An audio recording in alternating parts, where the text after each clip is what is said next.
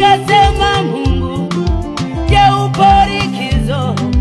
Kama upo likizo, anza leo kazi.